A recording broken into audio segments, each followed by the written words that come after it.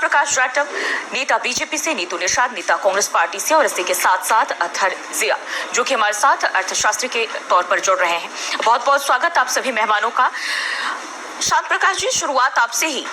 सरकार महंगाई कंट्रोल करने की बात कह रही है और जब से ये मुद्दा उठा, जब से मिडिल ईस्ट में हालात तनावपूर्ण हुए, लोगों ने ये सवाल करना शुरू कर दिया कि भाई हमारे लिए क्या होगा। और अब तो देखिए पिछले 5 महीनों में 99% जो चीजें हैं उनके दाम में बढ़ोतरी हुई है। लोग कहाँ जाए, ये कब तक महंगाई की मार। आप कह रहे हैं कि कम हो रहा है सब कुछ, लोगों को राहत मिल रही है, लेकिन जब आंकड़े एक साथ सामने आते हैं तो एकदम झुंझला जाता है इंसान कि भाई चलेगा कैसे।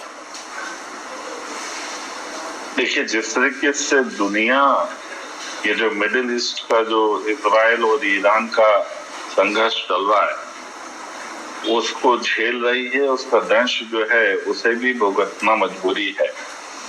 और सबसे ज्यादा इफेक्ट जो है, जो कच्चा तेल तो भारत आता है, वो तमाम तरीके की जो बाधाएं हैं और उनके रेटों में इजाफे, ये सब चीजें हम लोग देख रहे हैं। और खाली भारत ही नहीं, भारत के अड़ोस पड़ोस के भी जो मुल्क हैं उन पर भी इसका बहुत बुरा प्रभाव पड़ रहा है और महंगाई सभी जगह बढ़ रही है।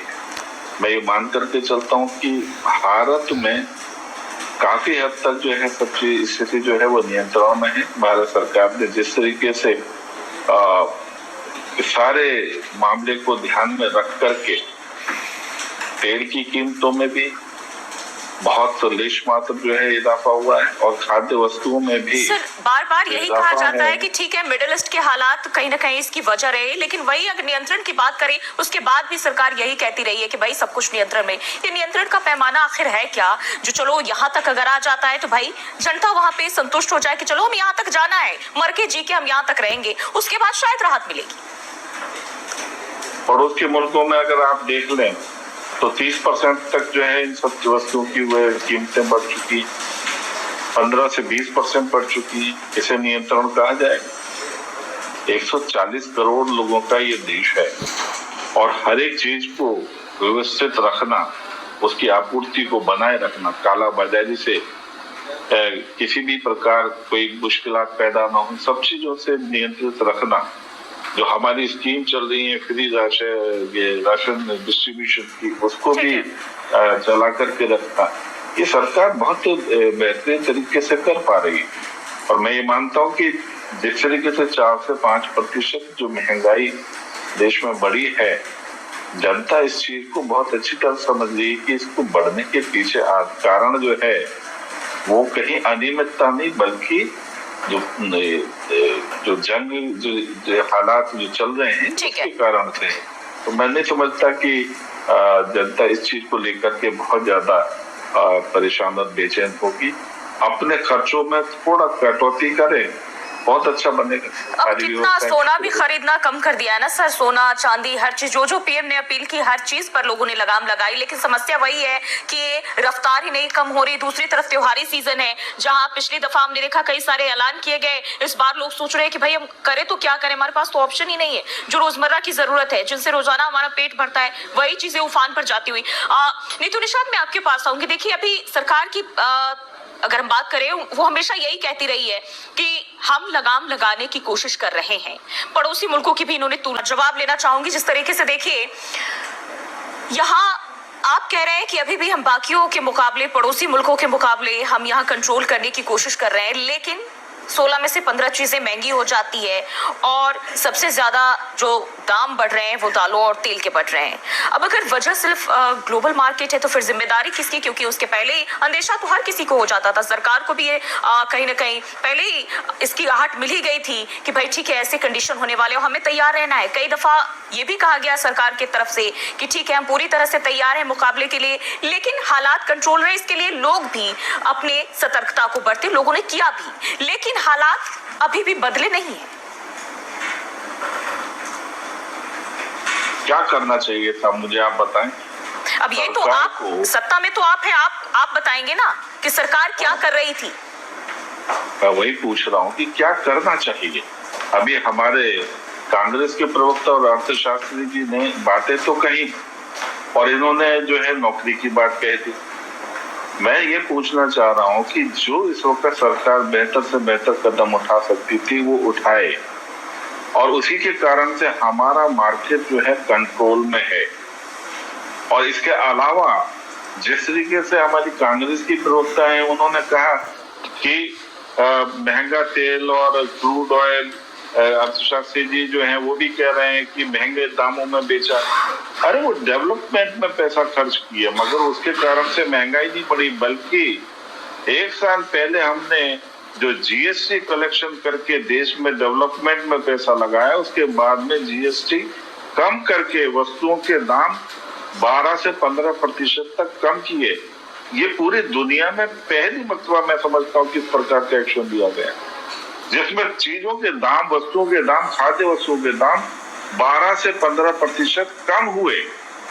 सरकार जो है ना, पूरी तरीके से जो लेना है वो वापस जनता को देना है और बेहतर से बेहतर तरीके से देना, इस आशय से काम करती है। और जिस तरीके से यदि आज त्योहार के सीजन में अगर हम विदेश से, चूंकि वो तेल हमें आयात करना पड़ता है, तो ऐसे सूरत में हमें थोड़ा सा तेल का कंजप्शन हम कम कर लेंगे तो क्या फर्क पड़ जाएगा। आज पूरे विश्व में अगर जंग की स्थिति है, तो ऐसे में अगर बाहर आग लग रही है तो घर में पूरियां बनाना मतलब कहाँ तक जायज है।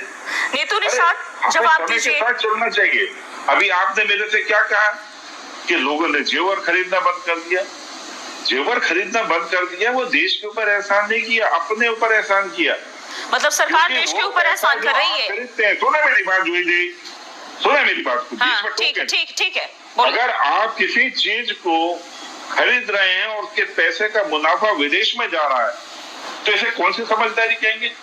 क्या केवल सरकार की जिम्मेवारी है? क्या हमारी और नागरिकों की कोई जिम्मेवारी नहीं है? अगर कोई स्थितियां अगर बाहर परेशानी की पैदा हो रखी है, तो सरकार को मजबूत करने का और अपने जो हमारा जो वो है, क्या नाम है, जिम्मेवारी है, उसको निर्वहन करने का। आपने कहा कि जनता एहसान नहीं कर रही, तो सरकार भी जनता पर एहसान नहीं कर रही है, और सरकार ने जो कुछ भी कहा जनता ने बखूबी उसका पालन किया।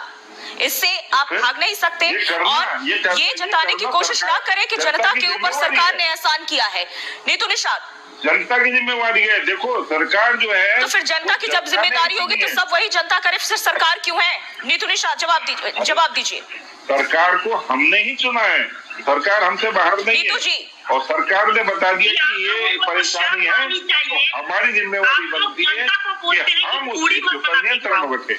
भाई आप लोगों को शर्म आनी चाहिए। आप लोगों के पास तो शर्म नाम की कोई चीज नहीं है। बीजेपी पार्टी केवल लूट में लगी हुई है, चाहे वो पेपर लीक से लूट लो बच्चों का भविष्य, चाहे वो इथेनॉल मिला करके पेट्रोल डीजल में लूट मचा लो, चाहे आप खाद्य पदार्थों में लूट मचा लो। वो कह रहे हैं जो पैसे आए वो डेवलपमेंट में लगा। डेवलपमेंट का मतलब ये तो नहीं होता है कि लोगों की जिंदगी, रोजमर्रा की जिंदगी पर आप जो है उस पर दबाव डालिएगा, घर की रसोई पे दबाव डालिएगा, बच्चों के विकास में और मानसिक दशा में भी विकास डालिएगा। बच्चों के साथ अगर मान लेते हैं अच्छे ढंग के खाने पीने नहीं मिलेंगे बच्चों के, तो बच्चों का कैसा शारीरिक विकास होगा? आज लोगों की जिंदगी 100 वर्ष में जीने वाले लोग आज 70, 80, 65 वर्षों में मर रहे हैं। कल यही पीढ़ी हमारी 50 वर्ष में मर जाएगी अगर उसी ढंग से खाना पीना नहीं मिला। आपको शर्म आती है? आप अपने उम्र का आकलन कर लीजिए। आप जिस उम्र में बैठे हुए हैं वो किस खाद्य पदार्थ से बना हुआ जो आज आप इतना एनर्जेटिक लगते हैं और इतना संतुलन से बात कर लेते हैं, लेकिन उन बच्चों के भविष्य के बारे में आप नहीं सोचते हैं जिन्हें सही तरीका से खाद्य पदार्थ नहीं मिलेगा। उसका क्या होगा? आप अपने बाजार को तो आपका नियत और आपकी विजन क्लियर नहीं है, आपके मंत्री का विजन क्लियर नहीं है। ये लोग कहीं पर पेपर लीक करके बच्चों का भविष्य कर लेते हैं। विधायक, एमपी, एमएलए को विपक्षी दल का चुन करके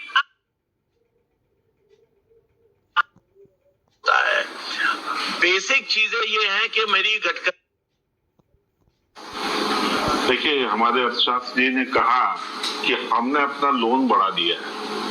इनफैक्ट अगर आप अपना मकान बनाते हैं, आप लोन श्याम प्रकाश जी जवाब दीजिए। हालांकि कोई भी क्योंकि वो सरकार, विपक्ष कोई नहीं भी है, सरकार हो, वो बस सरकार कोई भी सरकार हो, की नीतियों पर बात कर रहे हैं। वो ये कह रहे हैं कि सरकार कहाँ सही है कहाँ गलत है और कब खामियाजा हमें भुगतना भी पड़ सकता है। दूसरी बात सुन लीजिए, ये आज की डेट में जो मैंने अभी ये बोल रहे हैं कि एम्प्लॉयमेंट की मैंने बात कर दी, मैंने एम्प्लॉयमेंट की बात ये की कि भाई देखिए, अगर चीजें महंगी होती हैं तो उसकी डिमांड कम हो जाती है। जब डिमांड कम होती है तो दूसरी तरफ से उसका रिसेशन शुरू हो जाता है। जब रिसेशन शुरू होता है तो बहुत सी छोटी छोटी कंपनियां हैं वो प्रॉब्लम में आ जाती है। वक्त कम है, जल्दी से श्याम प्रकाश जी एम्प्लॉयमेंट भी इफेक्ट होता है। अपनी बात पूरी करें।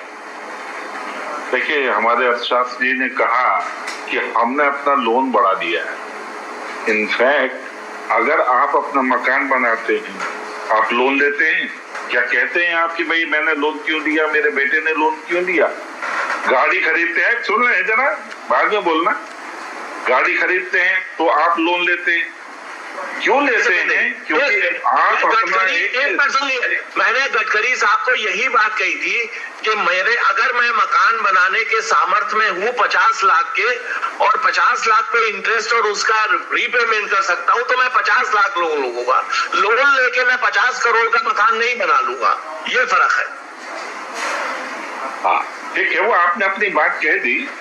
मैं आपको बताऊं, लोन लेने का मतलब ये नहीं होता है कि देश को कर्जे में धकेल दिया और भाग गए। लोन लेने का मतलब होता है, मैंने ऐसा नहीं कहा, मैंने ऐसा नहीं कहा। बात सुनो, अरे सुन लो, बात का समय खत्म हो जाएगा। लोन लेने का मतलब है हमने देश के अंदर एक इंफ्रास्ट्रक्चर स्टेब्लिश कर दिया, बाहर से निवेशक आएंगे, अपना पैसा लगाएंगे और वो पैसे से हम लोग कमाएंगे तो लोन भी चुकाए जाएंगे। अब आप ये सोच रहे हैं कि वो लोन ले लिया, उसके बाद में दूध पीना है, घी पीना, उसके बाद में पैसा देना। कम से कम अर्थशास्त्री हो तो लोन लेना और उसके चुकाने के पीछे की बातों को समझा। देखिए, वो बस बता रहे हैं, वो बात कर रहे हैं, वो ये नहीं कह रहे हैं सरकार बुरी है। सरकार में जो खामी है, जो अच्छाई है, दोनों चीजों को गिना